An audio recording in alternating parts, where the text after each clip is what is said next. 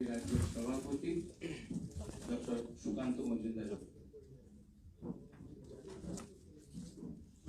সবাইকে নমস্কার এবং ধন্যবাদ আমাদের মিডিয়া ইনচার্জ তুষার ঘোষ মহাশয়কে। আপনারা জানেন বা শুনেছেন যে আমাদের মাননীয় মন্ত্রী সাধ্বী নীলাঞ্জনা জ্যোতি মহাশয়া আজকে আমাদের মাঝে উপস্থিত আছেন। তিনি মূল বক্তা।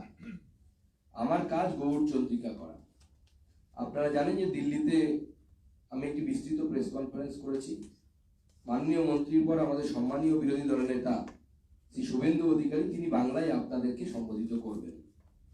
আপনারা জানেন যে মনরেগা নিয়ে, অর্থাৎ যেটাকে বাংলায় 100 দিনের কাজ বলে, সেই 100 দিনের কাজের বকেয়া নিয়ে একটা নাটক চলছে।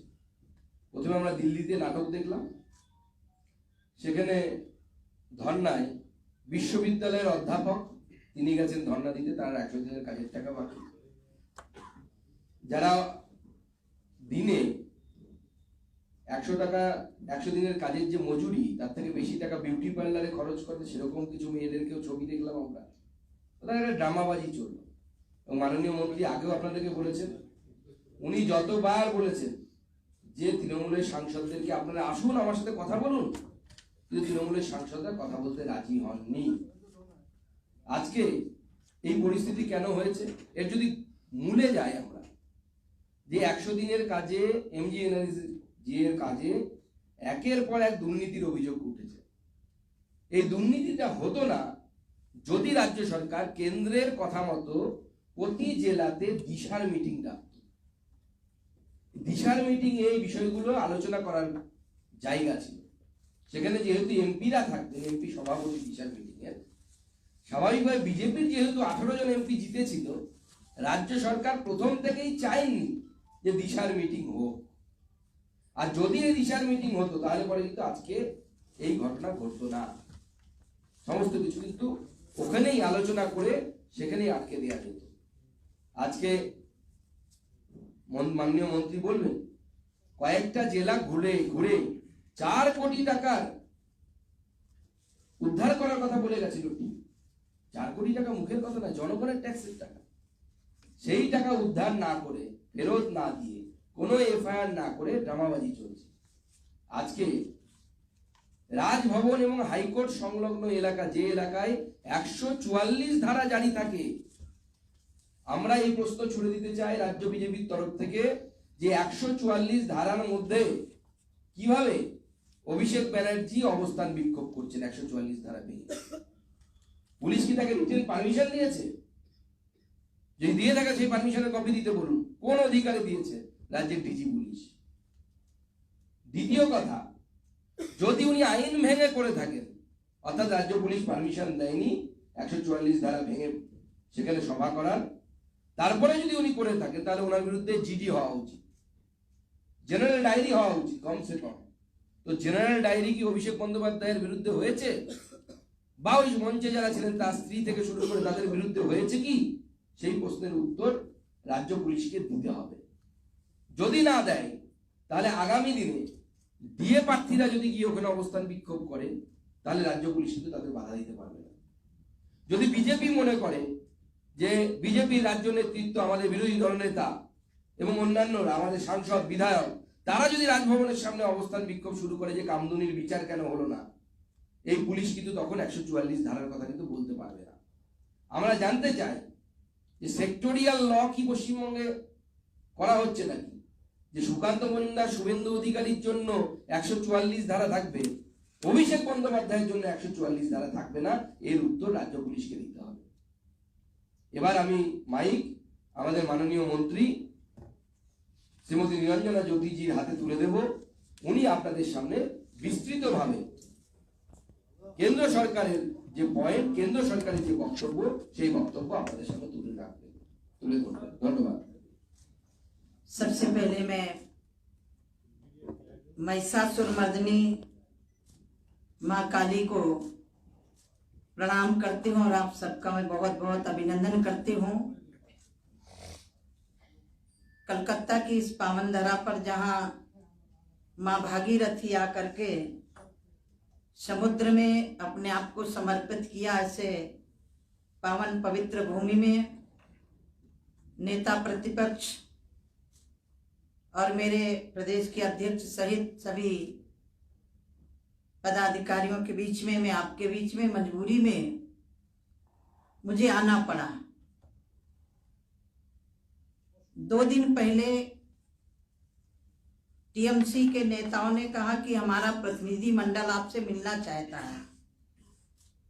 विषय पूछा गया कि किस विषय को लेकर मिलना है। उन्होंने कहा मनरेगा को मिलना है और केंद्र सरकार हमारे साथ सौतेला व्यवहार कर रही है। हमने कहा आइए, मैं सिर्फ दिल्ली टीएमसी के प्रतिनिधि मंडल से ही मिलने के लिए गई थी। मेरे पास बहुत काम था, काम छोड़ करके गई थी। मैंने कहा आप अपना तय कर लीजिए कितने लोग मिलेंगे। उन्होंने कहा हम 5 लोग मिलेंगे क्योंकि ज्यादा लोग में बातचीत नहीं हो पाएगी। मनरेगा में जो गड़बड़ियां हुई हैं हम अपने तथ्य रखेंगे। 15 मिनट के बाद वापस मेरी पीएस अनुरमा जी और मेरे एडिशनल पीएस सौरव जी लगातार संपर्क में थे। एडिशनल पीएस के हमारी पीएस के रूम में आकर के वार्तालाप हो रही थी। फिर बोले हम लोग 10 लोग मिलेंगे। तो मैंने कहा 10 लोग आ जाइए, मुझे कोई आपत्ति नहीं है। फिर बोले हम जनता के साथ आएंगे।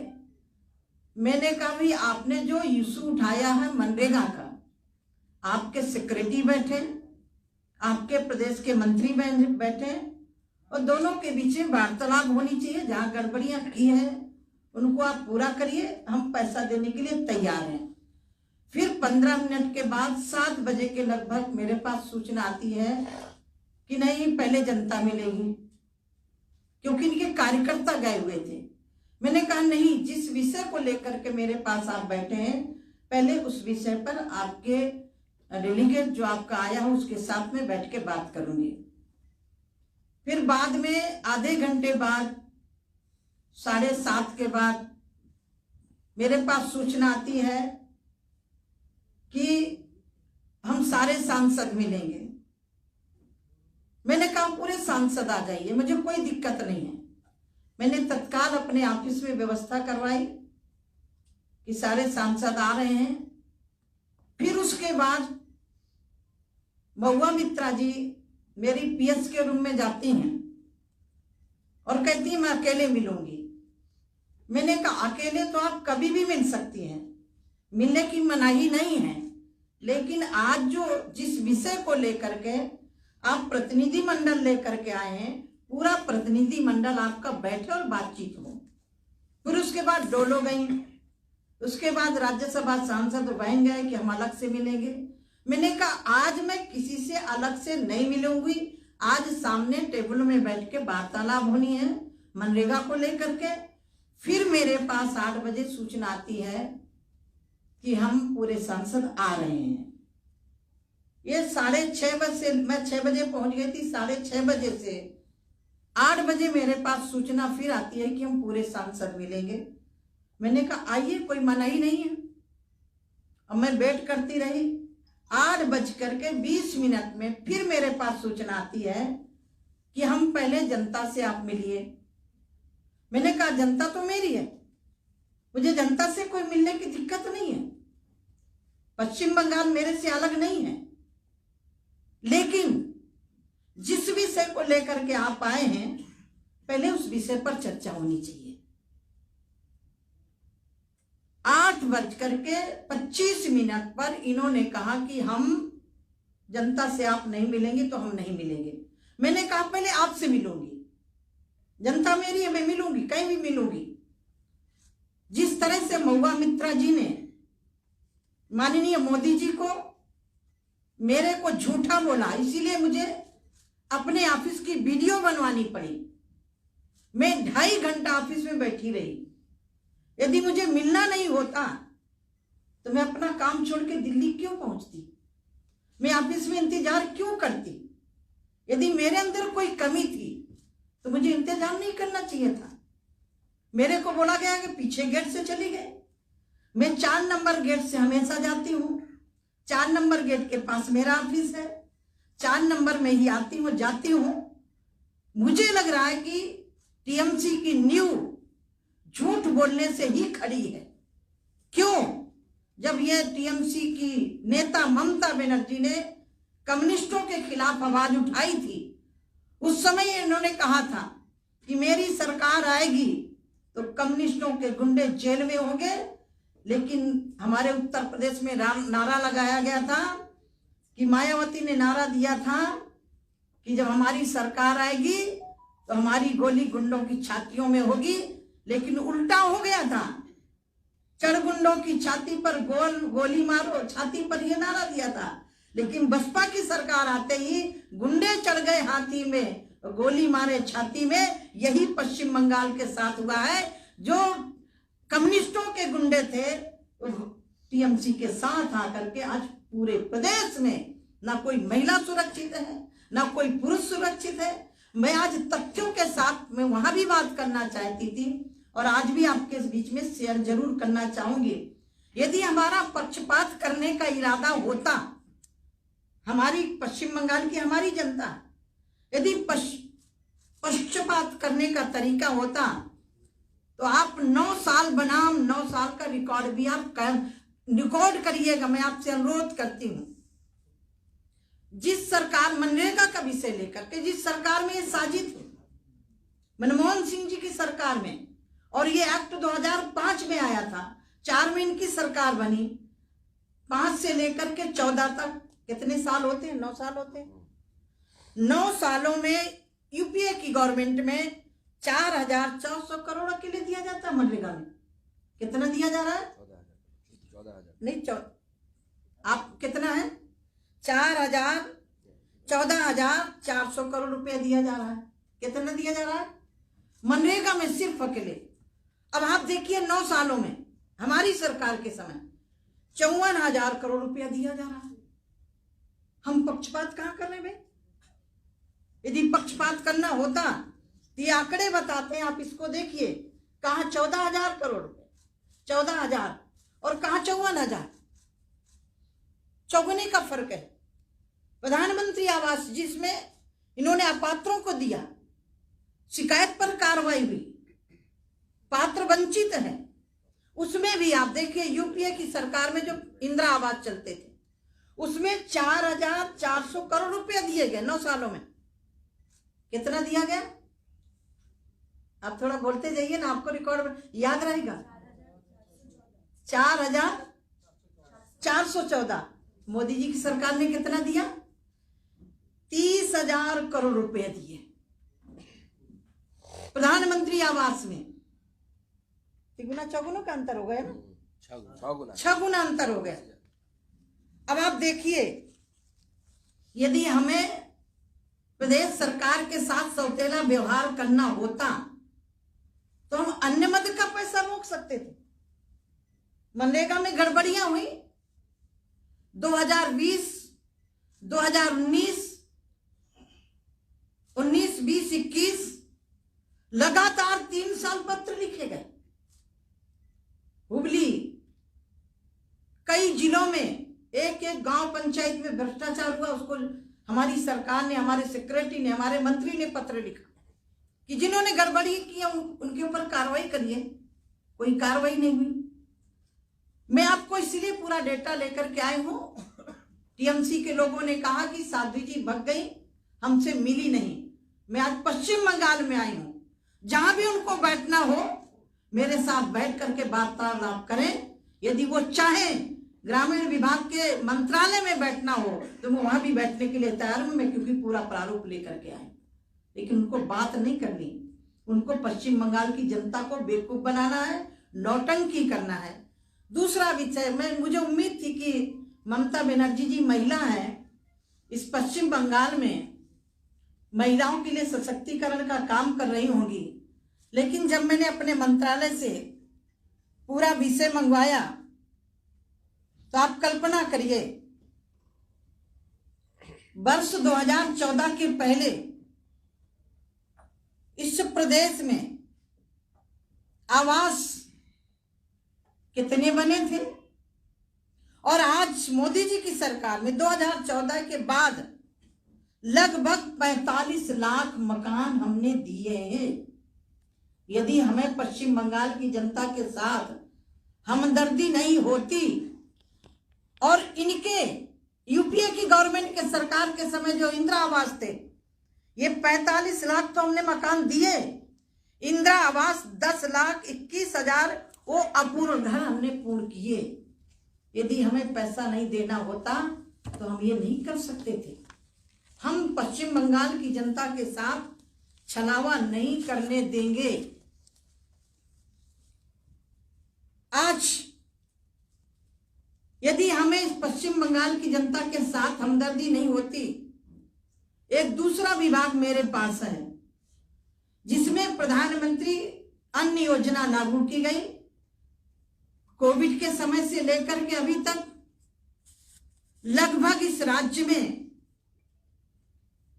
लाभार्थियों की संख्या 6 करोड़ 2 लाख है और ये अन्न फ्री हम लोग दे रहे हैं, मोदी सरकार दे रही है, जिसमें राज्य सरकार को 39,71,000 टन आवंटित किया गया। यदि पक्षपात करना होता तो इसका भी पैसा हम रोक सकते थे, लेकिन मुझे नहीं पता कि ममता बनर्जी जी की सरकार किस हद तक जाएगी। मैं संत हूं, मैं इनकी तरह नेता नहीं हूं। जिस तरह से महुआ मित्रा ने मेरे को झूठ बोला, आप लोग जिस इशू को लेकर के गए थे क्यों नहीं बात किया? क्यों नहीं मेरे ऑफिस में आप अपना प्रतिनिधि मंडल लेकर के आए? क्यों? हमारे यहां कहावत है, चोर की दाढ़ी में तिनका। इस प्रदेश में घोटाला हुआ, मनरेगा में बहुत बड़ा घोटाला हुआ। अब एक और आपको जानकारी देना चाहती हूं। ये हमारे प्रधानमंत्री ग्राम सड़क योजना, ये भी मेरे ही विभाग का है। यदि ये मनरेगा में रोकते तो इनका भी तो पैसा रुकना चाहिए ना। यूपीए की गवर्नमेंट में राशि कितनी दी गई प्रधानमंत्री सड़क योजना की? 5,400 करोड़ रुपया। क्या यहाँ के लोगों को सड़कों में चलने का अधिकार नहीं था क्या? यूपीए की गवर्नमेंट में खंबे बन के भी सहयोगी बने हुए थे। मोदी सरकार ने, एनडीए सरकार ने 11,000 करोड़ रुपया दिया इन 9 सालों में। तो भैया हिसाब तो होना चाहिए ना। 9 साल बनाम 9 साल, ये तो हिसाब हमें देना पड़ेगा। महिला है, हमारे देश की महिला यदि सशक्त नहीं होगी तो हम आत्मनिर्भर नहीं हो सकते। जिस सरकार में शामिल थे, मनमोहन सिंह की सरकार में, उस समय स्वयं सहायता समूह की बहनों को बैंक से ऋण कितना दिया गया था? 600 करोड़ रुपए। कितना दिया गया था?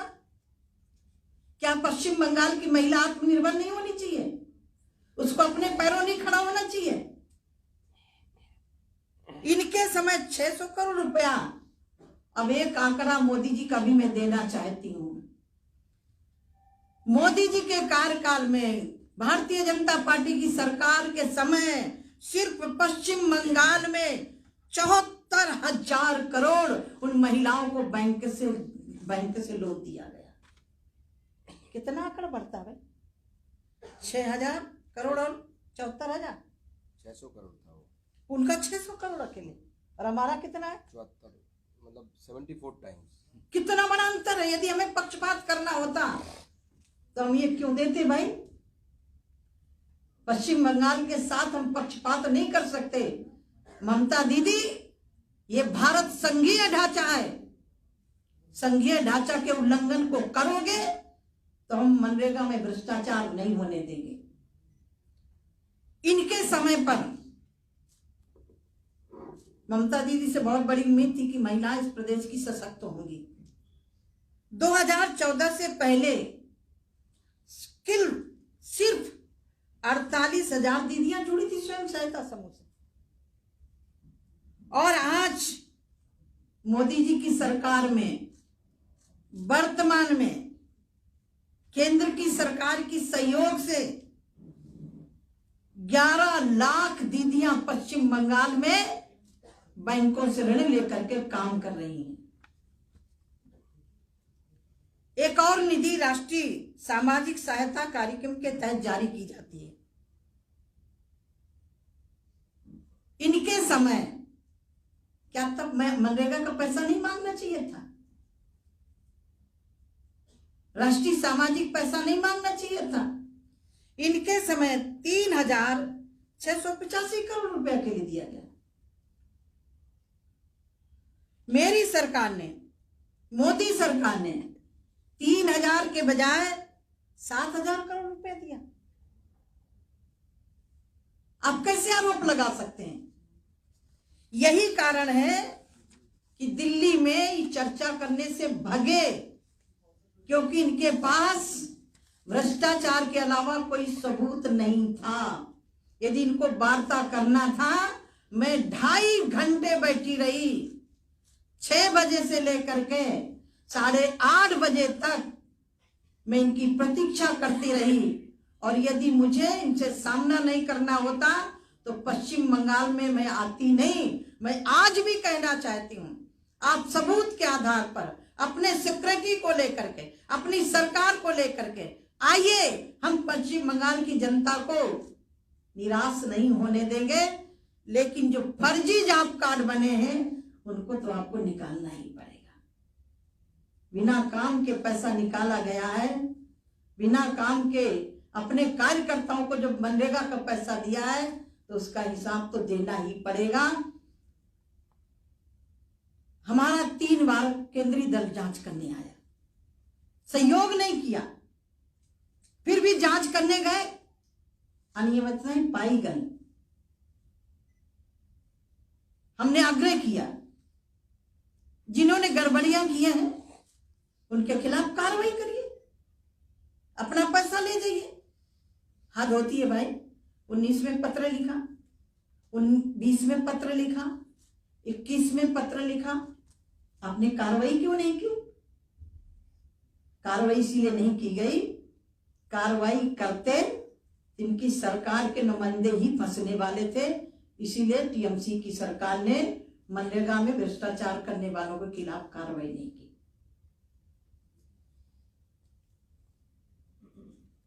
अब मैं आपको एक आंकड़ा और दे रही हूं, 2 जिलों का अकेले दे रही हूं, ठीक है?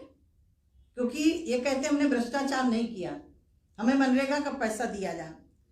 पूर्वा बर्धमान जिले में 6 पंचायतें एवं हुगली में 7 पंचायतों में गड़बड़ियां। इन 2 जिलों में अकेले 4 करोड़ 84 लाख रुपया की वसूली है। हमारे दल ने, हमारी जांच टीम ने अनुशंसा की थी, आग्रह किया था कि इसका हिसाब होना चाहिए, जांच होनी चाहिए, नहीं किया। और जांच के नाम से क्या हुआ मालूम है आपको? एक सरपंच के खिलाफ अकेले कार्रवाई हुई, एक ग्राम सेक्रेटरी के खिलाफ कार्रवाई हुई, और वो भी जब 2022 दिसंबर में रिपोर्ट दी गई। हमने कहा ये तो नहीं चलेगा भाई, जो आपका बड़ा लीडर है मनरेगा में भ्रष्टाचार कर रहा है, उसके ऊपर कार्रवाई करिए। मैंने पहले ही कहा कि इनके ऊपर भ्रष्टाचार का आरोप नहीं है, टेबल में बैठ के बात करेंगे तो बात करने लायक नहीं है। दिल्ली में जाकर के इनको नौटंकी करनी थी, इससे अच्छा अभिनेता अच्छा होता है, वो कम से कम समय पर अपना अभिनय कर लेता है। इन्होंने मुझे 2.5 घंटा था, 5 सांसद नहीं 10 सांसद मिलेंगे, 10 नहीं 15 मिलेंगे, फिर जनता मिलेगी, फिर पूरे सांसद मिलेंगे। मैंने सबके लिए हाँ कर दिया। फिर बाद में कहते नहीं जनता मिलेगी। वो जनता कौन थे? टीएमसी के कार्यकर्ता थे। फिर भी मैंने कहा कि आपके साथ बैठ के वार्तालाप हो जाए, हम उनसे भी मिल लेंगे। तो कहते उनसे नहीं मिलोगे तो हम नहीं मिलेंगे। फिर 8:30 8 बजे जो मैंने कुर्सियां डलवाई थी, इसीलिए मैंने प्रारूप रखा था कि मैं 2.5 घंटे अपनी ऑफिस में बैठे वेट करती रही। इनको मीटिंग करना ही नहीं था, इनको दिल्ली में जाकर के नौटंकी करनी थी, पश्चिम बंगाल की जनता को गुमराह करना था। जनता है, सब जानती है कि इन्होंने कितना बड़ा घोटाला किया है। बंगलो आवास बना के दोगे आप? प्रधानमंत्री आवास को बंगलो सड़क करके दोगे आप? जिनके पक्के मकान है उनको आवास दोगे? प्रधानमंत्री आवास उसके लिए है जिसके पास फूस की झोपड़ी है, उसको देने के लिए है। गड़बड़ी करोगे तो हम जांच करेंगे और भ्रष्टाचार करोगे तो कार्रवाई भी होगी। और पैसा 2005 का जो एक्ट है उसमें 127 धारा है, केंद्र सरकार को पैसा रोकने का अधिकार है। यदि गड़बड़ियां हुई हैं तो गड़बड़ियों को आप ठीक करो, हम देने के लिए तैयार हैं। दीदी, आपने एक टीएमसी के डेलीगेशन को कहा है कि मिलने के लिए बुलाया है। आपने अगर आपको बोला जाए आज मिलने के लिए तो आप मिलने के लिए जा रही हैं? नहीं, मैं नहीं जाऊंगी। अब उनकी जो जरूरत है, मिलना है तो आकर मिले ना, मैं नहीं जाऊंगी। उनको मिलना ही नहीं है। मैं तो पूरे सबूत के आधार पर आई हूँ। अभी मैं पूरा सबूत बोली कहाँ हूँ? मैं पूरा रिकॉर्ड लेके आई हूँ, वहां भी बैठी थी रिकॉर्ड लेके।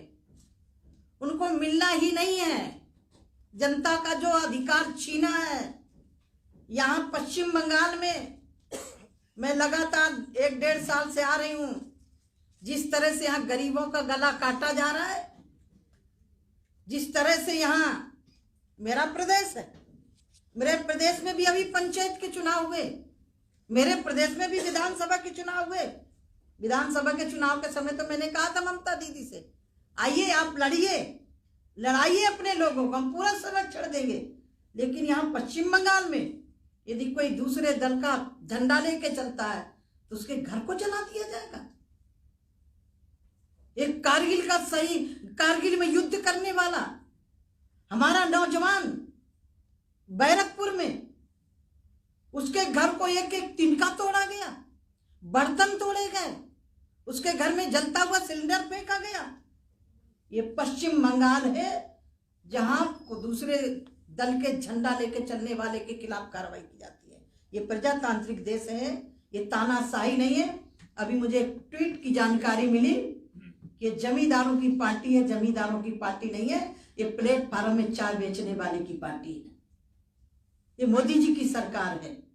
2014 से लगभग शहरी और ग्रामीण आवास लगा करके देश के अंदर 4 करोड़ के ऊपर आवास दिए, 12 करोड़ के लगभग शौचालय दिए हैं। वो किसके हैं? मेरे परिवार के नहीं है, मोदी जी के परिवार के नहीं है। मोदी जी पूरे देश को अपना परिवार मानते हैं, इसलिए गरीब को छत दी, गरीब को शौचालय दिया, गरीब को गैस चूल्हा दिया, गरीब को हम सब कुछ दे रहे हैं, राशन दे रहे हैं। मेरे को कहा गया कि झूठ बोल रही है। महुआ मित्रा, जिस दल में तुम हो, झूठ की न्यूज से वो दल धड़क खड़ा हुआ है। साध्वी जी, तृणमूल कांग्रेस की तरफ से ये बोला जा रहा है कि वो लोग जो धरना मंच में अभी बैठे हुए हैं और वो वहां पे आने के लिए आह्वान बुला रहे हैं आपको कि आप वहां पे आइए। पार्टी फोरम होता है, एक सरकार टू सरकार जब बात होती है तो टेबल होता है, वो उसके लिए विषय अलग होता है। मैंने वही कहा था दिल्ली में कि सरकार टू सरकार, जनता के बीच में बात नहीं होती है। आपके अधिकारी हो, मेरे अधिकारी हो, मैं बैठी हूं, हम बात करने के लिए तैयार हैं। ये तो दुर्भाग्य है कि जिसकी सरकार प्रदेश में, वो कोर्ट का रास्ता रोक के बैठे, राज्यपाल भवन को घेरे बैठे। ममता बनर्जी के हाथ में कानून व्यवस्था है, क्या कोर्ट में जाने में जनता को परेशानी नहीं हो रही होगी? क्या कर रही है पुलिस? 2013 में दिल्ली जैसा कांड हुआ था, फांसी की सजा निचली कोर्ट ने दिया था, कानून कहां चला गया था? अब उनको मजबूरन कहना पड़ रहा है हमें दिल्ली में न्याय मिल सकता है, यहां नहीं मिल सकता है। ये उम्मीद तो ममता बनर्जी से नहीं की जा सकती थी कि एक बेटी के साथ बलात्कार हो, बलात्कारियों को फांसी की सजा हो और उनको फांसी की सजा ना दे करके कोर्ट से बरी करवा दिया जाए, इनके सरकारी वकील बन जाए। ये तो पहला प्रदेश है मैं जहां देख रही हूं। क्या बात कर रहे हो? कोर्ट का दरवाजा बंद करोगे? आम जनता के लिए धरना दोगे वहां बैठ करके? कोर्ट का दरवाजा तो गरीब अमीर सबके लिए होता है, उस रास्ते को रोक के बैठोगे? ये सरकार टू सरकार बात धरने में नहीं होती है, सरकार टू सरकार तो टेबल में बैठ के होती बात। আগে হয়ে যাক, কমপ্লিট হয়ে যাক, তারপর প্রশ্ন করুন। কমপ্লিট হয়ে যাক, কমপ্লিট হয়ে যাক, মাঝখানে প্রশ্ন করুন। सरकार टू सरकार जो बात हो रहा था अभी पॉलिटिकल हो गया, आप हमने नहीं पुलिस कर नहीं, नहीं उस दिन आप ले लेते तो आज मैं तो बैठी थी भाई। अब मैं क्या बता रही हूँ आपको, पहले उन्होंने 5+6 बोला, फिर बोले हम 10 लोग आएंगे, मैंने कहा 10 लोग आ जाइए। फिर बोले हम जनता के साथ आएंगे, मैंने कहा भाई ये एक इशू है मनरेगा को लेकर के, ये सरकार टू सरकार बात होगी, जनता से मैं बाद में मिलूंगी। जब मैंने ये कह दिया तो फिर बोले हम पूरे सांसद आएंगे, तो हमने कहा पूरे सांसद आ जाओ, पूरे मंत्री आ जाओ। जब मैंने ये कह दिया, पूरी छूट दे दी, तो फिर बोले कि पहले जनता से मिलिए। तो पलटे तो वो लोग हैं, मैं थोड़ी पलटी हूँ, मैं आज भी नहीं पलटी हूँ। आज भी उनको बैठ के बात करना हो तो मेरे ऑफिस में आके बात कर ले, मैं आज भी तैयार हूँ। लेकिन उनको बातें नहीं करनी थी, उनको शुद्ध रूप से अपने कारनामों को छुपाना था। जिस प्रदेश के साथ हुआ है, गरीबों के साथ हो रहा है।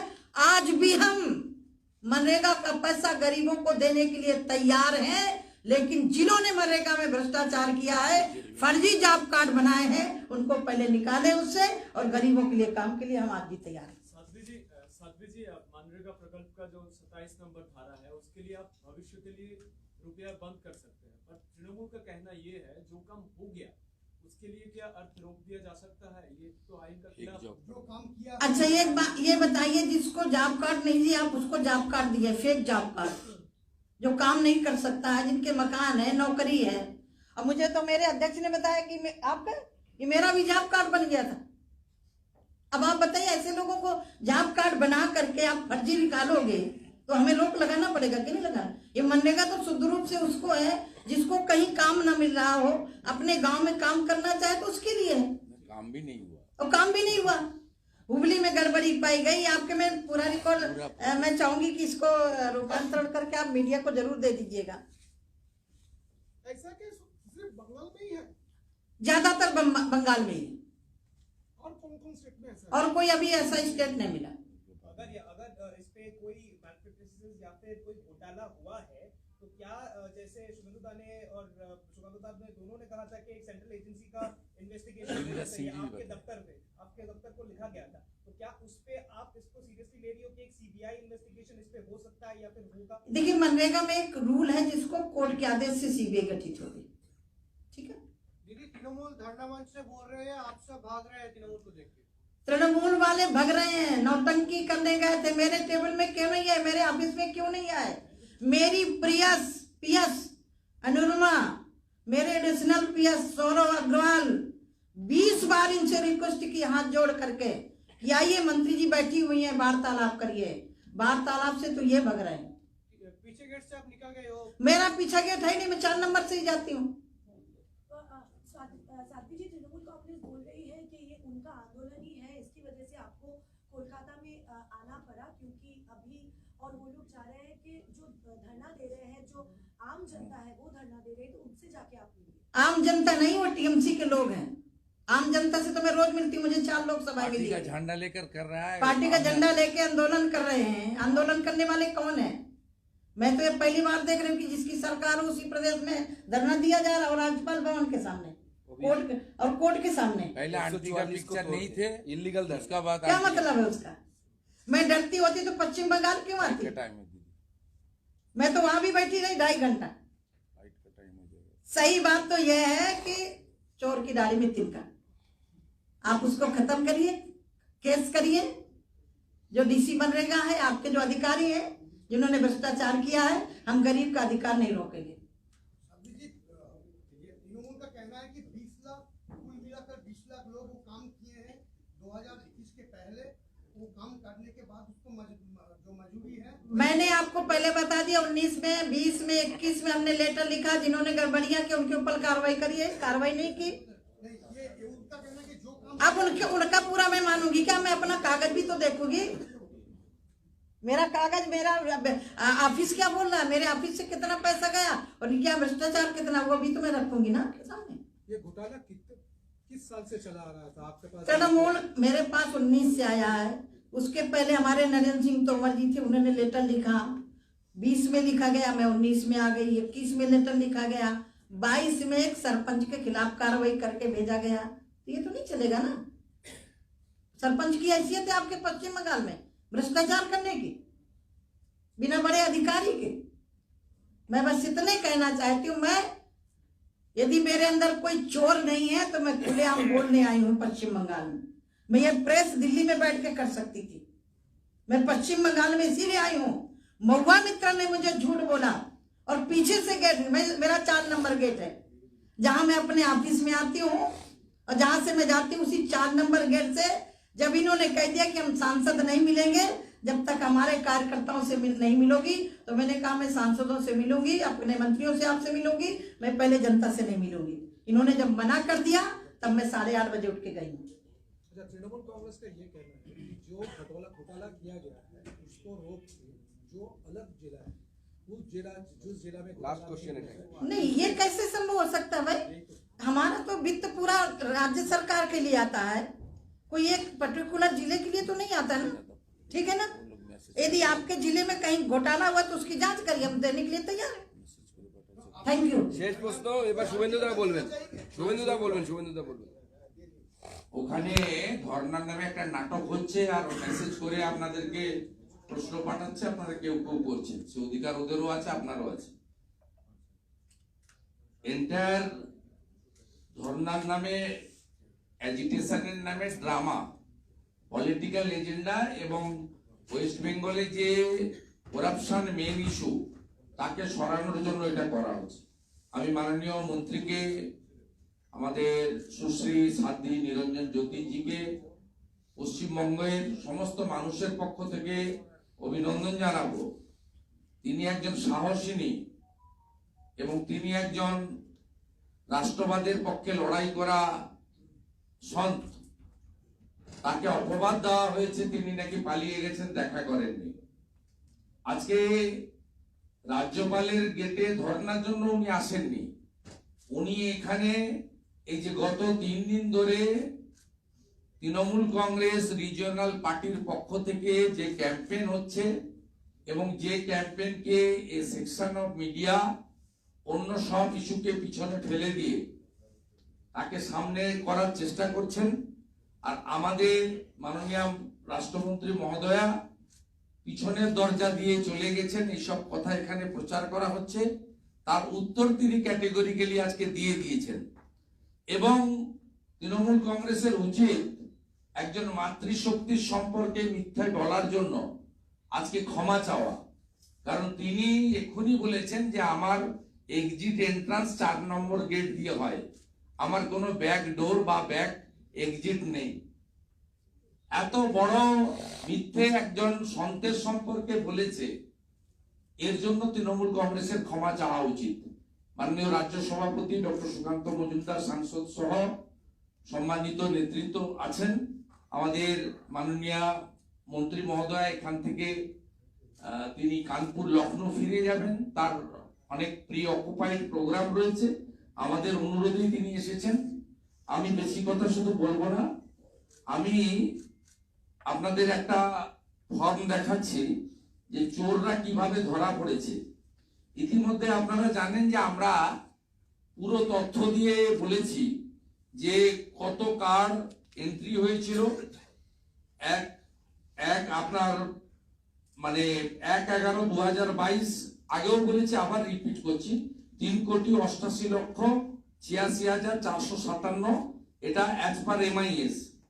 এখান থেকে 30 সেপ্টেম্বর 2023 দাঁড়ালো 2,56,13,432, 1,32,73,025টি কার্ড বাতিল হলো আধারের সঙ্গে লিঙ্ক করতে গিয়ে। এর মধ্যে জেনুইন গ্রাউন্ডে বাদ গেছে 23,50,000, মারা গেছেন, কাজ করতে আগ্রহী নয় ইত্যাদি। 1 কোটিরও বেশি ফেক জব কার্ডে অ্যাপ্রক্স 7,000 কোটি টাকার বেশি ড্র করে নেওয়া হয়েছে, যারা মাইনর এজ, যাদের বাড়িতে মাল্টিপল নাম্বার অফ কার্ড বিভিন্ন ব্যাংকে করে, এমনকি মাইগ্রেন্ট লেবার যিনি হায়দ্রাবাদে বা সুরাটে বা মুম্বাইতে আছেন, তাদের IFSC কোর্টেও টাকা পাঠানো হয়েছে, এমনকি নবগ্রাম মুর্শিদাবাদে বাংলাদেশের লোক কাজ করে টাকা তুলে নিয়ে চলে গেছে, এমন উদাহরণও আছে। তাই এটা একটা বড় স্ক্যাম। আমরা যেমন মাননীয় মন্ত্রী মহোদয় গিরিরাজ সিংজি এবং সম্মানীয় মন্ত্রী আমাদের সাধু নিরঞ্জন জ্যোতিজিকে একাধিক চিঠি আপনি দেখবেন যে 2021 সালের পর থেকে, 21-এর আগে আমাদের মাননীয় সাংসদরা নরেন্দ্র তোমারজিকে করেছিলেন 19 থেকে 21, 21-এর পর থেকে আমি বিরোধী দলনেতা হিসেবেও করেছি, মাননীয় রাজ্য সভাপতি করেছেন, একাধিক বিধায়ক সাংসদরা করেছেন। তার ফলে বারে বারে এখানে ইন্সপেক্টিং টিম এসেছে এবং যে আপনার অ্যানামেলি গুলো ছিল, ফ্রড গুলো ছিল, রেকটিফাই করার জন্য, টাকা ফেরতের জন্য, কনসার্নিং যারা ইনভলভ তাদের এগেইনস্টে এফআইআর করার জন্য বারে বারে সেন্ট্রাল গভর্নমেন্ট বলা সত্ত্বেও এরা করেনি। ফাইনালি আমরা এটাকে চাই, আমরা খুব পরিষ্কার চাই যে নিশ্চিতভাবে সেন্ট্রাল ব্যুরো অফ ইনভেস্টিগেশনের ব্যাপারে মাননীয় মন্ত্রী বলেছে আইনে আছে, কোর্ট অর্ডার দিলে করতে পারেন। আমি ইতিমধ্যে as a leader of opposition with the concurrence from our party আমি অলরেডি পিল করেছি উইথ অল ডকুমেন্টারি এভিডেন্স। 3-4টে হিয়ারিং কলকাতা হাইকোর্টের প্রধান বিচারপতির ওখানে হয়ে গেছে এবং আমরা ওখানে লিগ্যাল ব্যাটেল করছি। আমরা এই চুরি যারা করেছে তাদেরকে পশ্চিমবাংলার গরিব মানুষ জেলে দেখতে চাই। আমি মাননীয় মন্ত্রীকে আমি এবং আমাদের স্টেট ইউনিটের পক্ষ থেকে রিকোয়েস্ট করতে চাই যে আপনারা অরিজিনাল এবং ফেক একে সেগ্রিগেশন করার জন্য স্পেশাল অডিট বা ক্যাগ অডিট করুন। এবং শুধু তাই নয়, যে লোকেদের টাকা ডিমান্ড করছে, ইতিমধ্যে গতকাল পশ্চিমবঙ্গ সরকারের পঞ্চায়েত দপ্তরের যিনি কমিশনার আছেন এমজি এনআরজিএস এর, তিনি একটা প্রোফর্মা ছাপিয়ে সব জায়গায় নামিয়েছেন, গ্রাম পঞ্চায়েত স্তরে, বিডিও স্তরে। তাতে বলা হচ্ছে 6/10/2023 এই সার্কুলার দিচ্ছেন commissioner Mahatma Gandhi NRGS government of West Bengal. তাতে বলছেন সিরিয়াল নাম্বার, ডিস্ট্রিক্ট, ব্লক, গ্রাম panchayat, village name, name of worker whose payment is pending, job card number, mobile number. এই যে ডাটা কালেকশন আপনারা করছেন, এই ডাটা কালেকশন কেন করছেন? কারণ চুরিটা ভারত সরকার সংশ্লিষ্ট দপ্তর এবং পশ্চিমবঙ্গ ভারতীয় জনতা পার্টি ধরেছে বলে।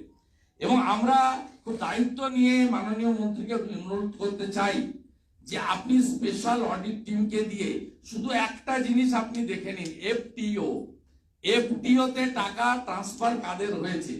এফটিও যদি আপনি অ্যাসেসমেন্ট করতে পারেন তাহলে পশ্চিমবঙ্গে কত টাকা ফেক জব কার্ডের নামে তৃণমূল কংগ্রেস টাকা লুট করেছে এবং ভাই ভাতিজার কাছে টাকা চলে গেছে, এটা পরিষ্কার ভাবে এসে যাবে। এটা আমাদের বক্তব্য।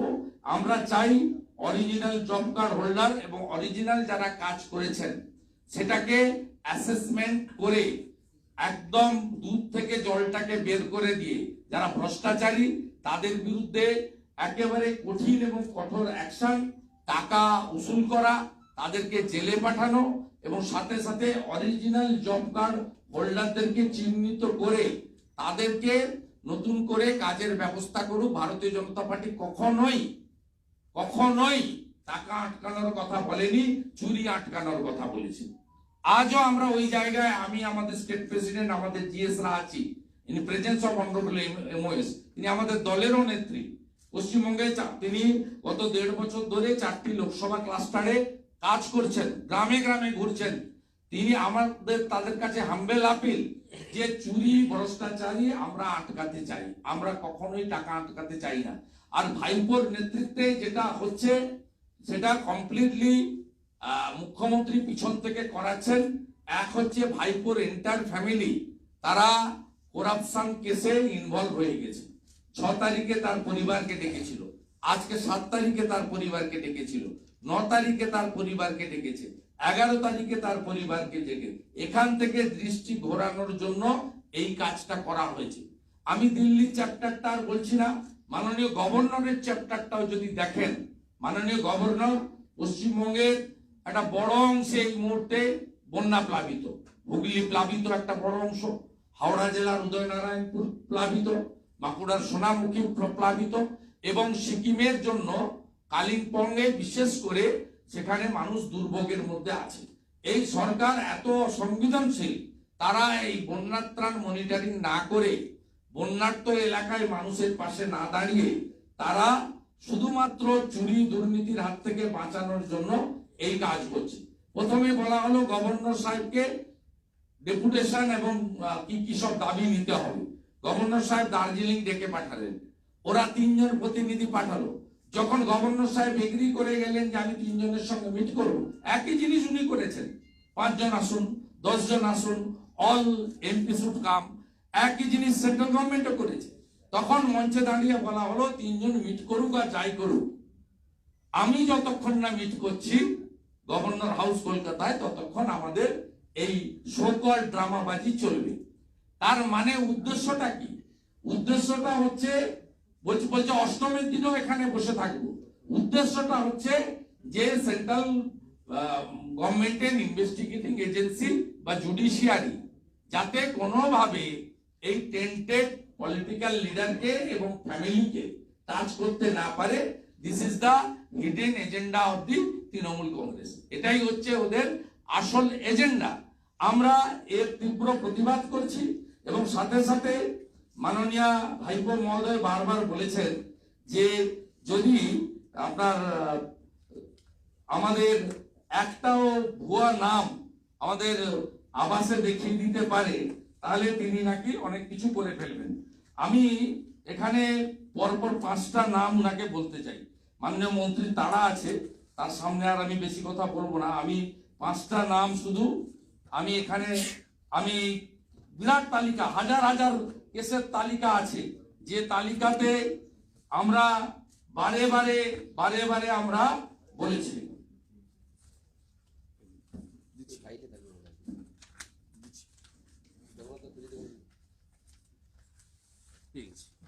আপনাদের কাছে আমি তো প্রথম কথা বলি আপনাকে, আমরা মাননীয় মন্ত্রীকে 21 সাল থেকে, এটা অনেকেই করেছেন, এমএলএসরা করেছেন, এনজিওস করেছেন, এমপিসরা করেছেন, পলিটিক্যাল ফাংশনারি আমাদের মন্ডল প্রেসিডেন্ট থেকে স্টেট পার্টি করেছে, মোর্চা করেছে, কমন পিপুলকে এলিগেশন দিয়েছেন, সাধারণ লোক দিয়েছেন, হিউম্যান রাইটস অর্গানাইজেশন দিয়েছেন, গরিব বাড়ি পাচ্ছে না।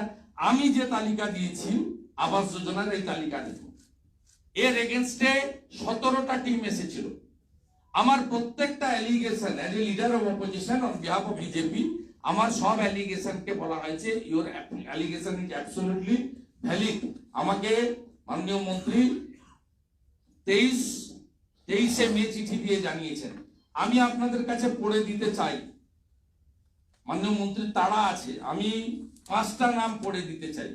Serial number 1, list number 235, ID number 128538377, সুবেদার Talabut Abhijit Pande is a civic volunteer and mother is ICDS worker and has Pakka house.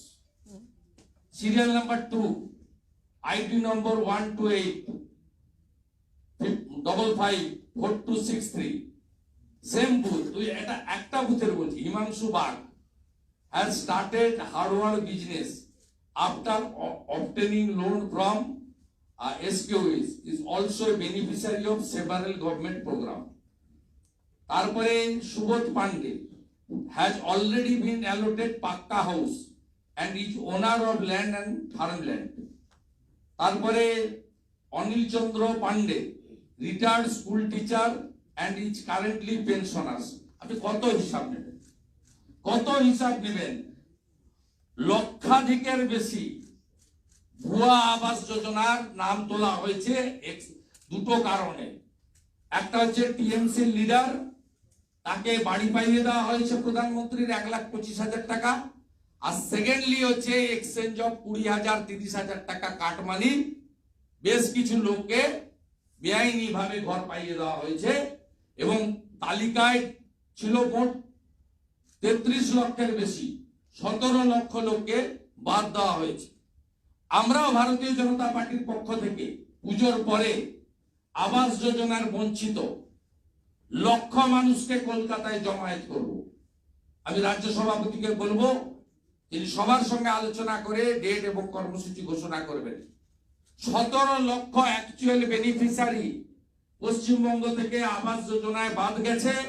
আর তৃণমূলের civic volunteers, teacher, retired railway employee already allotted 2-3 times beneficiary, they are enjoying Awas Yojana. এই fake লিস্টের এগেইনস্টে আমাদের লড়াই। এবং মাননীয় মন্ত্রী মহোদয়া যেভাবে বীরাঙ্গনার ভূমিকায় যাকে বলা হয়েছিল পশ্চিমবঙ্গের মাটিতে গত 2 দিন ধরে পিছনের দরজা দিয়ে পালিয়ে গেছেন, পিছনের দরজা দিয়ে পালিয়ে যাওয়ার লোক মা ভবানী নয়। मैं बुंदेलखंड की हूँ। बुंदेलखंड की हमारी जुझारू लीडर है, शांत है, देश की शान है, मान है। माता जी ने खुद आकर जिस तरीके से मुंह तोड़ जवाब दिया, ये भ्रष्टाचारी, परिवारवादी और तुष्टीकरण की राजनीति करने वाला टीएमसी कोई पार्टी नहीं है, एक कंपनी है। उसके खिलाफ जिस तरीके से आज आंकड़े के साथ कंपनी को घाटा लग रहा है ना, इसलिए परेशान है। कंपनी का खिलाफ उन्होंने जिस तरीके से आवाज उठाई, माता जी नवरात्रि का बाद आप आइए, जितना भी आवास योजना से यहाँ का आदमी को बेनिफिट नहीं मिला, शौचालय के रुपया आप दिया 72 लाख इन वेस्ट बंगाल, 12,000 करके मोदी जी दिया, ये शौचालय तक भी खा लिया। इतना गंदा पार्टी है। इसलिए आप आइए, जो बेनिफिशियरी को नहीं मिला आपका बेनिफिट, हमारे यहाँ यूपी में कहते लैट्रिन खा गए, उसका साथ आपका हम लोग बिग रैली करके आप भाषण करेंगे और सबका ज्ञापन आपको लेना पड़ेगा। और जो एक्चुअल बेनिफिशियरी है सबको आवास योजना, शौचालय, हर घर नल से जल सब आपको देना पड़ेगा। ठीक है? बिल्कुल बिल्कुल बिल्कुल। अब विशेष শুভেন্দুদা, একটা বিষয় একটু বলবেন? মমতা বন্দ্যোপাধ্যায় জাস্ট একটা টুইট করেছেন, বলছেন যে আমরা ভিখিরি নয়, সিকিমে অর্থ বরাদ্দ করলেও পশ্চিমে কেন্দ্রের সাহায্য করা হচ্ছে না, ক্ষোভ প্রকাশ করছেন, এখন বলছেন ভিখারি নয়। আমি প্রথম কথা বলি, 21শে জুলাই পিসি ভাইপো দুজনেই বলেছিলেন কোনো টাকা নেব না। এখন টাকার জন্য নাকের জল, চোখের জল, দিল্লি থেকে কলকাতা কাঁদুনি গাইছেন, 1 নম্বর। দ্বিতীয় হচ্ছে এনডিআরএফ, ন্যাশনাল ডিজাস্টার রিলিফ যে ফান্ড রয়েছে, তার যে প্রপোর্শনের ফান্ড পশ্চিমবঙ্গে পাওয়ার কথা অলরেডি পশ্চিমবঙ্গ পেয়েছে। সিকিমের সঙ্গে পশ্চিমবঙ্গে যেটুকু ক্ষয়ক্ষতি হয়েছে তার তুলনা করে চলে না। ওনারা এই সুযোগে আরো কিছু টাকা লুট করতে চান। মোদিজি 3750 কোটি টাকা আমফানে দিয়েছিলেন। আমফানের টাকা কিভাবে লুট করেছে কলকাতা হাইকোর্টের হস্তক্ষেপে ক্যাগ রিপোর্টে বলে দিয়েছে কিভাবে আমফানের টাকা লুট হয়েছে। উনি লুট করতে চান, ভারত সরকার লুটেরাদের টাকা দিতে চান না। তাই পশ্চিমবঙ্গের মুখ্যমন্ত্রী যেখানে ইমাম সাহেব, মুয়াজ্জিন সাহেব একটা ছোট অংশের পুরোহিতদের ভাতা বাড়িয়েছেন, এটা 1 বছর পিছিয়ে দিন, তাতে 200-250 কোটি টাকা হয়ে যাবে। তিনি 301 কোটি টাকা পুজোর চাঁদা দিয়েছেন। আমরা মুখ্যমন্ত্রীকে বলবো, যার কাছে এত টাকা আছে, যিনি 20 কোটি টাকা ফিনান্স থেকে ড্র করে স্পেনে ঘুরে এলেন, খেলার মেলা করে এলেন, তার কাছে অনেক টাকা আছে, তিনি সামলে নিতে পারবেন, আমরা আশা করি। কংগ্রেস এবং সিপিএমের পক্ষ থেকে বলা হচ্ছে কেন্দ্রীয় মন্ত্রী বঙ্গে ছুটে আসা বা অভিষেক বন্দ্যোপাধ্যায়ের ধর্ণা সবটাই একই নাটকের, একই চিত্রনাট্যের রূপ, সব সেটিং। না, কেন্দ্রীয় মন্ত্রী আসতেন না। কেন্দ্রীয় মন্ত্রী পশ্চিমবঙ্গে এমনিতেই সব মাসে 4 দিন 5 দিন আসে, উনি প্রচারে থাকেন না। উনি নীরবে নিভৃতে গ্রামে দলের কাজ, দেশের কাজ, সরকারের কাজ করে যান। তিনি আজকে অ্যাপিয়ার হয়েছেন এই কারণে, कार्बाइड दिए पाकानो नेता, তিনি भाग गया, पीछे से भाग गया, पीछे दरवाजा से भाग गया। इसका मुंह तोड़ जवाब देने के लिए উনি বলতে এসেছেন যে কৃষি ভবনের পিছনে কোনো দরজা নেই। কৃষি মিথ্যাবাদী সবাই জানতো, ভাইপোটা তো চোর সবাই জানে। ভাইপোটা যে মিথ্যা কথা পিসির গুণটা নিয়েছে, এইটা বলার জন্য সন্ত এখানে এসেছেন, আর কোনো কাজের জন্য আসেন। Thank you. अरे दीदी का फ्लाइट है, वो कानपुर जाना पड़ेगा। बस एक आखिरी में, एक में आप सबको बहुत बहुत धन्यवाद। और मैं बुंदेलखंड की होना ठीक है, खूब लड़ी मर्दानी, वो तो झांसी वाली रानी थी। मैं उस एरिया से हूँ, मैं चोर दरवाजे से भागने वाली नहीं हूँ, मैं सामना करने वाली हूँ। भारत माता की जय।